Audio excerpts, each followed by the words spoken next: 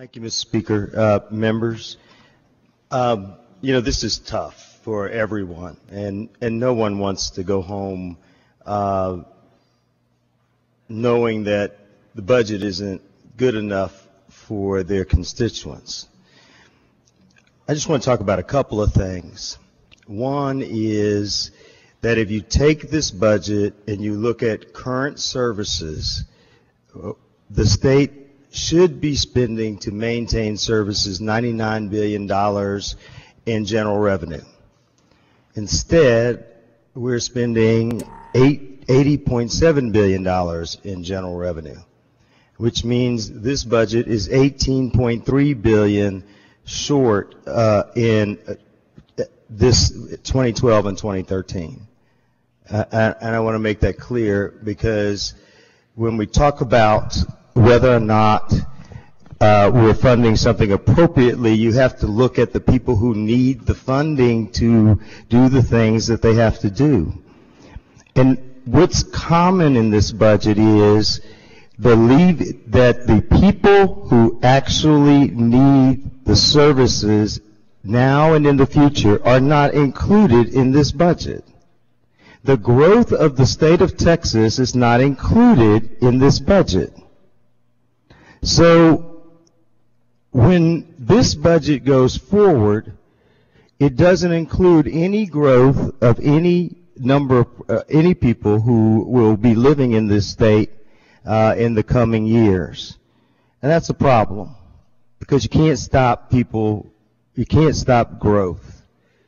The other thing is that with deferring $10 billion into the next biennium, with the structural shortfall, is what I like to call it, which is $10 billion, we're looking at starting the 2013 session with a $20 billion plus shortfall. That's exactly where we are today. All of you know when the LBB, the Speaker, the Lieutenant Governor, and the Governor all looked at this session, and they started in May looking at putting together the legislative appropriation request and what needed to be funded. Well, they sent out letters first saying, well, let's do a 5% cut, and then a 10% cut, and that added up. That's a 15% cut. So a year from now in May, the amount of cuts in this budget are going to grow, because a letter is going to go out that says, agencies, cut your budget by 5% across the board. Agencies, oh, that's not enough. Cut your budgets at 10% across the board, so that the amount of money that is short coming in to the beginning of the next biennium, that shortfall can be brought down. These cuts are just hidden. They're just pushed off to the start of the calculation for what's needed to fund the next budget. Now, when someone says that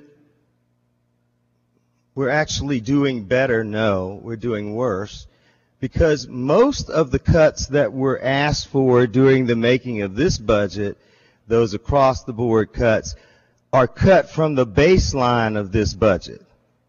So they're cuts. They're there. As a matter of fact, I think I saw a press release saying $15.5 billion in cuts. Isn't that wonderful? Now, just a few more things. It's really more than $1 billion cut to higher ed, because the state needed $700 million more dollars to actually fund higher ed appropriately. And so the cut of 332 added to that 700 million is $1 billion.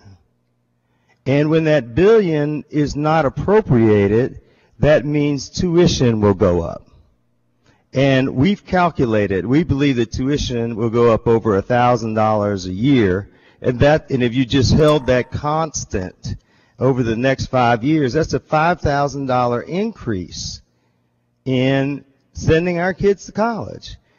And most people would say, well, we don't, is it about poor kids? No, this is about our kids, because the money that it's actually saved that is added to give out in scholarships through increases in tuition, somebody making $60,000 or $80,000 a year, which you all know is not a lot of money, has to pay full freight, and they can get no aid from anywhere.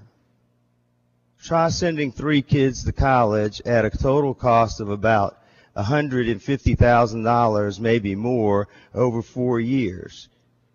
That's $450,000 to a state school where you live. So this just continues those trends. I guess the last thing,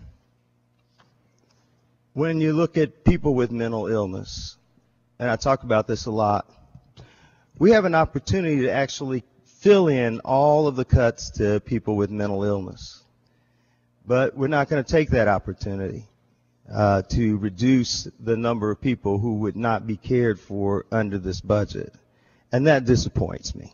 That really, really disappoints me. Because even Ronald Reagan said there are the truly needy.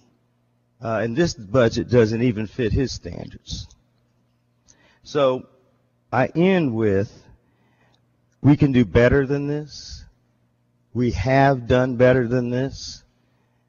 And in my 20 years here, I've seen people rise to the occasion that would have been defeated at home because they actually did something different than what they were told. I've done that too.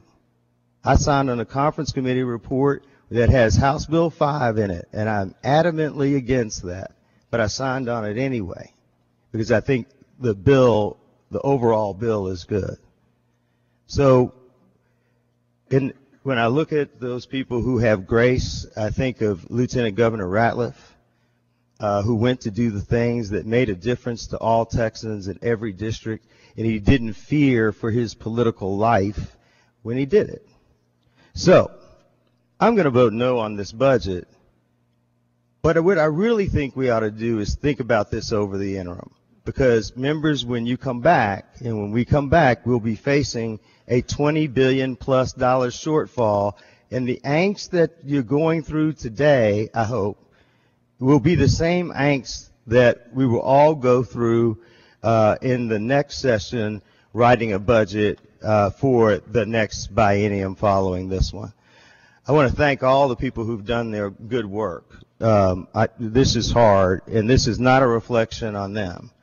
It's a reflection on the times that we are in. And for all of us, I think we have to dig deep down inside and say, what is important to us? What is important to the state of Texas? And can we do better? I think we can. Thank you.